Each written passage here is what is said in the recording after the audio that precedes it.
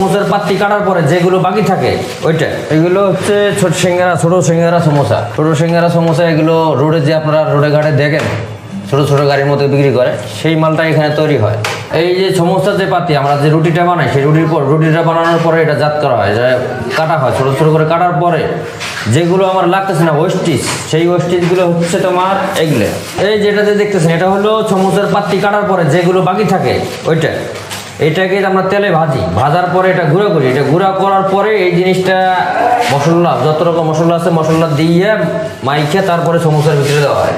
এটা ভাজার পরে এই যে দেখতেছেন চুরুন, এটা সমোসার ভিতরে দেই, এটার ভিতরে সমোসার গুঁড়া দেওয়া হয়। সমোসা যে আমরা যে পাতিটা বানাই এটার মধ্যে চিরা ভাজা দেওয়া হয়। তারপরে এই যে পাতি যেটা কাটার পরে যেটা বাঁচার পরে ওটা ভাজলে ভাজে তারপরে গুঁড়া করে এটার ভিতরে দিই। তারপরে পেঁয়াজ মরিচ ম্যাগি মশলা তারপরে কাঁচামরিচ সব কিছু দিয়ে এই জিনিসটা মাখার পরে এটা সমোসার ভিতরে ঢোকা হয়। তারপরে এটা হচ্ছে এখানে রাখার পরে এখান থেকে এই যে মহিলারা আছে এখানে বানাচ্ছে, এই যে আমিও একটা বানাই দেখাই।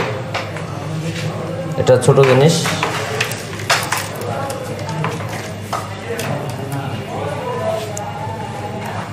বানানোর পরে এটা ভাজা হয়। এটার ভিতরে দেওয়া হয় যে এই যে চূরণ, মানে এই যে এটা আছে না, এটাই কিন্তু ভাজা হয়। এটা ভাজার পরে এটা গুঁড়ো করা হয়। গুঁড়ো করার পরে তারপরে তোমার পেঁয়াজ মরিচ মশলা যা লাগে মানুষের যাতে ভালো লাগে যা লাগে মশলা দেওয়ার পরে এটা বানানো হয়। এই যে বানাচ্ছে এখানে হাজার হাজার মাল, যেমন 4-5-6 হাজার সমোসা বানায় রাখলো, বানার পরে স্টক করার পরে তারপরে সকালবেলা যখন আমার হকাররা যখন আসে তখন ওদের সামনে আমরা গরম গরম মালগুলো ভাজা দিই। ওরা তাজাটাই ভাজা দেয়, যার যতটুকু চাহিদা, কেউ 500 নেয় কেউ 1000 নেয়, যার যতটুকু বিক্রি করতে পারবে সে অতটুকু নিয়ে যায়।